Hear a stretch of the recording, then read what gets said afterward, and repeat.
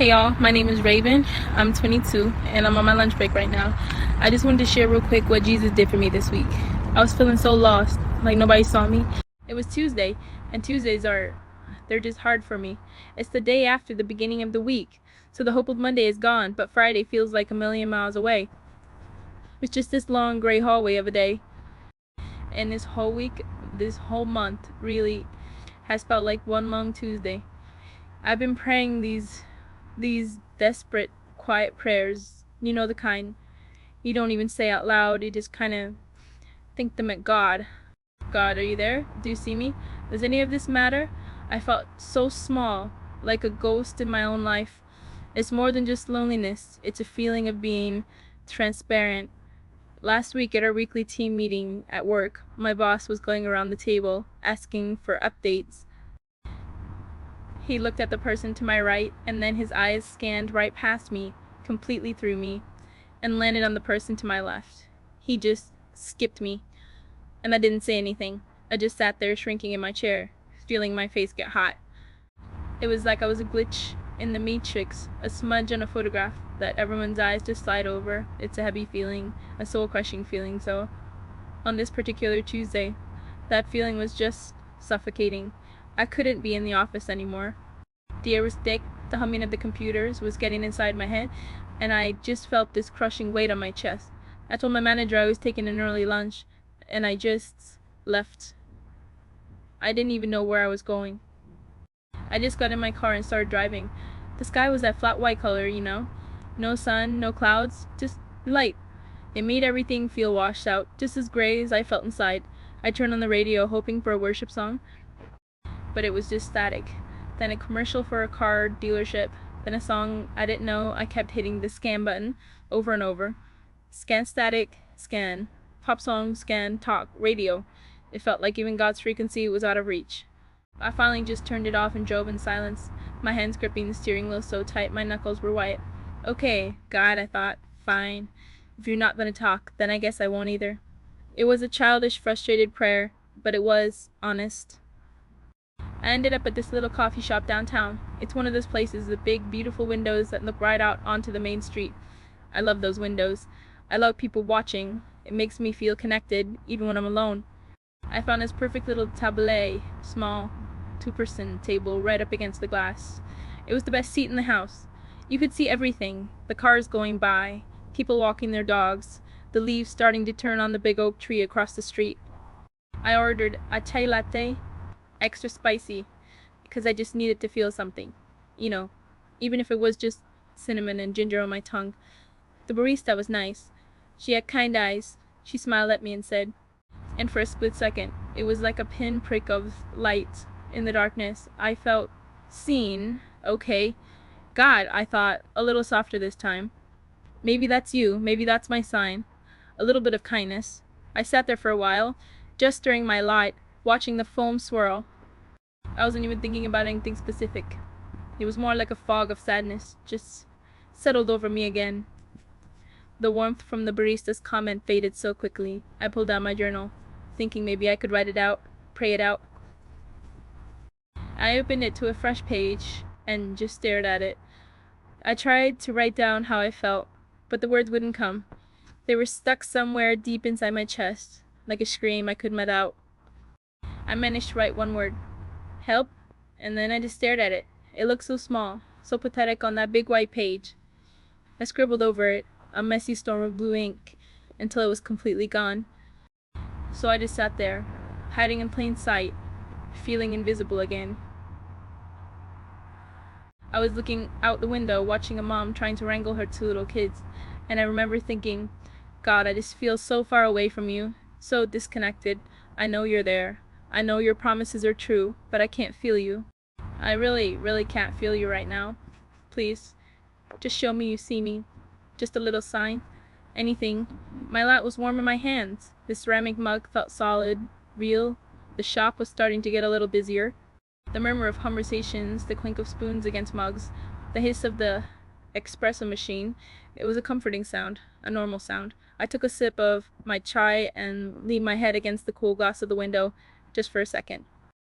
Closing my eyes, and that's when I heard it. It wasn't a voice, not an audible one. It wasn't a booming sound from the sky. It was quieter than that, firmer. It was a thought, but it wasn't my thought. It landed in my mind fully formed, with this weight of authority that made the hair on my arm stand up. It felt like it came from outside of me and inside of me all at once. 3 words. Leave now. Get up. It was so sudden, so clear, and so weird. I blinked. My eyes flew open. I looked around the coffee shop. Everything was normal. A man in a suit was typing furiously on his laptop. 2 college bros were laughing over a textbook. The kindy barista was wiping down the counter. Nothing was out of place. Nothing was wrong. I shook my head a little, my heart starting to thud against my ribs. Okay, Raven, you're just stressed. Your anxiety is acting up. I'd been having a lot of anxious thoughts lately. These weird, intrusive feelings that came out of nowhere. So I just dismissed it. It's nothing. Calm down. I took another sip of my light. I tried to go back to watching the people on the street. But I couldn't. The peace I had felt, even in my sadness, was gone. It was replaced by this buzzing energy. My heart started beating faster. It felt like when you're a kid and you're playing hide and seek, and you can just feel that someone is about to find you. A feeling of being watched, of impending something, and then I heard it again. This time it felt more urgent. It cut through my own thoughts like a searchlight in the fog, more insistent. It wasn't angry, it wasn't scary, but it was absolute, unmistakable. Get up and leave. Now my own thoughts started racing, trying to argue with it. A full-blown debate started in my head. Leave? Why? I just got here. I paid $6 for this latte. I'm not leaving. People are going to think I'm crazy. I can't just get up and walk out. What is wrong with me? My hands started to feel a little shaky. I wrapped them tighter around my mug, like it was an anchor. This is my anxiety, I told myself, trying to be logical. This is not from God. God is gentle. God is a still, small voice. He wouldn't just command me like this. It doesn't make sense. I remembered a sermon I heard once about how we have to test the spirits, how we can't just follow every weird impulse. My rational mind was clinging to that sermon like a life raft, but it wouldn't go away. The feeling was getting stronger. It was this deep, gut-level pull. A spiritual alarm bell was ringing, and every part of my spirit was telling me to listen. I could feel my breath catching in my throat. I even had this quick flash of a memory from when I was little, maybe 7 or 8. I was about to cross the street without looking, and my dad had grabbed the back of my shirt and yanked me back onto the curb. His voice wasn't gentle then. It was sharp, loud. "Stop," he'd yelled. It had scared me, but a second later a car sped right through where I would have been. His command wasn't mean. It was saving me. The feeling in my spirit right now, it felt like that. Like my father's hand yanking me back from a danger I couldn't see. I looked at my hovel, flat. I looked at my journal, still open to that page of furious blue scribbles. It all seemed so silly, so wasteful to just leave. I whispered a prayer under my breath, my lips barely moving. God, is that you? Is this really you? I don't understand. I'm scared. Please, if this is you, just, I don't know.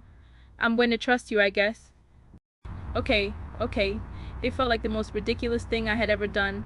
My mind was screaming at me, calling me a fool. But the whisper in my spirit was stronger than the shouting in my head. I took one last look out the window. The street was calm. The mom with the kids had finally gotten them buckled into their car seats. Everything was fine and I stood up. My legs felt like jelly, my hands were trembling, so I shoved them in my pockets. I didn't even take my journal. I left my expensive latte sitting right there on the table. I just turned and walked toward the door, my eyes fixed on the floor. I felt like every single person in that coffee shop was staring at me, wondering what was wrong with me. I could feel their eyes on my back. The walk from my table to the door felt like a mile. My heart was pounding in my ears. This is crazy, this is crazy, this is crazy, my mind chanted, but my feet kept moving. I pushed open the heavy glass door. The little bell above it jingled, and then I was outside. The cool gray air hit my face. It felt clean. I took a deep breath, and another one. I stood on the sidewalk right next to the door, feeling utterly lost and bewildered. What had I just done? Why did I do that? I felt so stupid. I almost turned around to go back inside. I was probably just having a panic attack or something. I should go back, get my stuff, finish my drink. I took maybe 2 steps away from the door. just to get out of the way of people coming in. I was standing next to a newspaper box, my back against the brick wall of the building, and I was just about to convince myself to go back inside when I heard the sound. It was a screech first, the most awful high-pitched sound of tires fighting against asphalt. It's a sound that makes your whole body clench. I instinctively looked toward the street, and then there was the crash. It wasn't like in the movies. It was louder, more violent. A dark blue SUV. It must have been going so fast, it swerved to avoid a car pulling out, and it jumped the curb. It happened so fast I could barely process it. It was like time slowed down and sped up all at once.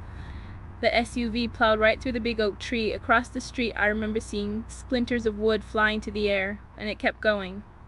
It barreled across the sidewalk, and it crashed right to the window where I had been sitting. The sound of the glass shattering. I will never forget that sound. It wasn't a tinkling sound, it was an explosion, a roar. I felt the vibration through the soles of my shoes. For a split second there was just silence. The whole world held its breath, and then the screaming started. I couldn't move. I was frozen.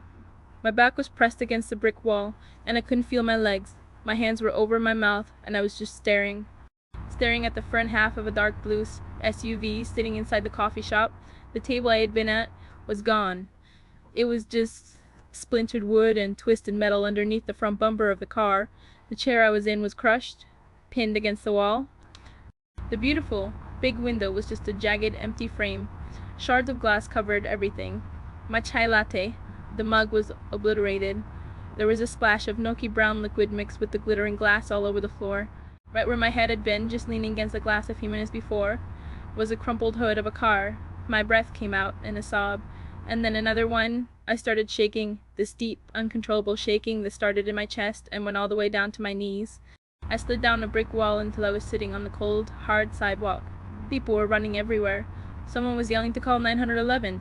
I could hear sirens in the distance already, but all I could do was stare at that empty window, at that car, and think I was just there. I was right there, 60 seconds, maybe not even that. From the moment I stood up to the moment of impact, it couldn't have been more than a minute. If I had hesitated, if I decided to finish my latte, if I had argued with that voice for one more minute, if I had stopped to grab my journal, I would have been sitting right there. I would have never seen it coming. My head was against that glass. Tears were streaming down my face. I wasn't even crying with sound. It was just a silent, hot flood. All the air was gone from my lungs. I put my head between my knees, just trying to breathe in. A pull, and out, and in the middle of the chaos, the sirens, the shouting. That quiet voice came back just as gentle as before. I see you, I am with you. And I just broke. I started sobbing right there on the sidewalk, amidst all the chaos and the flashing lights that were starting to arrive. I was crying because I was terrified, but mostly I was crying because I was so grateful. He saw me in my little corner of a coffee shop, in my fog of sadness and invisibility, feeling like a ghost. He saw me, the creator of the universe, the king of kings.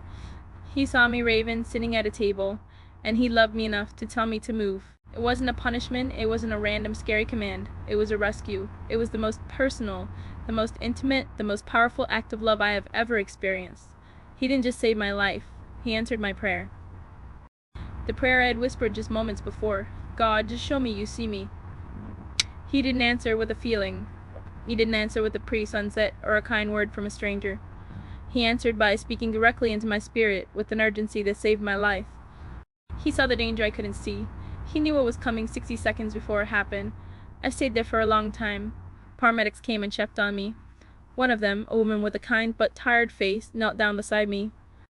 Are you hurt, honey? Did any of the glass hit you? I just shook my head, unable to speak. Just then, the coffee shop door burst open again. It was the barista, the one who had complimented my sweater. Her eyes were wide, and she was looking frantically around the crowd.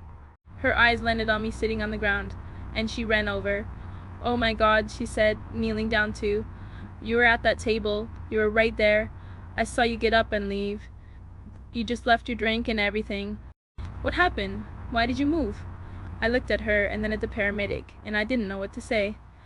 How do you explain God to a stranger in the middle of a crisis? I just stammered. I just had to leave. The barista just kept staring at me, her face pale. Wow, she whispered. Just Wow, someone was watching out for you today." And she squeezed my arm before running off to help someone else. The paramedic gave me a bottle of water and told me to stay put. The driver of the SUV, they got him out, and he was dazed but okay. The other driver was okay, and by the grace of God, because of where the car hit, no one inside the coffee shop was seriously hurt. A few cuts from the glass, but that's it. It was a miracle in itself, but my miracle was that I wasn't there at all. When I finally managed to stand up and walk back to my car, my legs were still trembling. I sat in the driver's seat for I don't know how long, just staring at my steering wheel, and I just started to pray. It wasn't a fancy prayer, it was just thank you, thank you, thank you, thank you, Jesus. Thank you for seeing me. Thank you for speaking to me. Thank you for saving me. I'm sorry I ever doubted that you saw me. I'm so sorry. I cried for a long time in my car, not just tears of relief, but tears of repentance, for how small I had made God my mind, for how much I had let my feelings of loneliness dictate my reality of His presence. That day changed everything for me, but not in a way you might think. It wasn't like a switch was flipped, and I was never sad or lonely again. The next few days were hard. I couldn't sleep. Every time I closed my eyes, I heard the sound of the glass shattering. I felt this strange survivor's guilt. Why me? Why was I spared? It was heavy.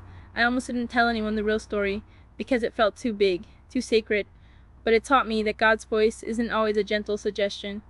Sometimes it's a life or death command. Sometimes obedience isn't about feeling good or understanding why. Sometimes obedience is just about trust. It's about knowing that His perspective is so much higher than ours. He sees the whole picture. He sees the car coming down the street when all we see is our half-finished latte. And it taught me that He is so, so close, even when we feel like He's a million miles away, even when we feel like we're drowning in the gray, in the loneliness, in the feeling of being unseen. He is right there, closer than our own breath. The God of the universe will interrupt your Tuesday lunch break to save your life. That's how personal His love is. He doesn't just see the masses, He sees the one. He saw me. I don't feel invisible anymore. I can't, because I know with every fiber of my being that I am seen, I am known. I am protected by a God who speaks. I asked Him to show me He saw me, and He answered by making sure my seat was empty. He saw me by making me disappear, and in that empty space I found His presence more powerfully than I ever had before. He still speaks in whispers, in nudges, in that quiet, firm voice in your spirit that you might be tempted to dismiss as your own anxiety. So, I guess, I just wanted to share that, to encourage you. Listen for His voice, even when it doesn't make sense, even when you feel silly, even when it costs you a $6 latte in your journal, because His word is life. Literally, He's still in the business of saving us, in big ways and in small ways. He sees you right where you are, and He loves you. Thank you, God. Thank you for still speaking. Thank you for seeing us.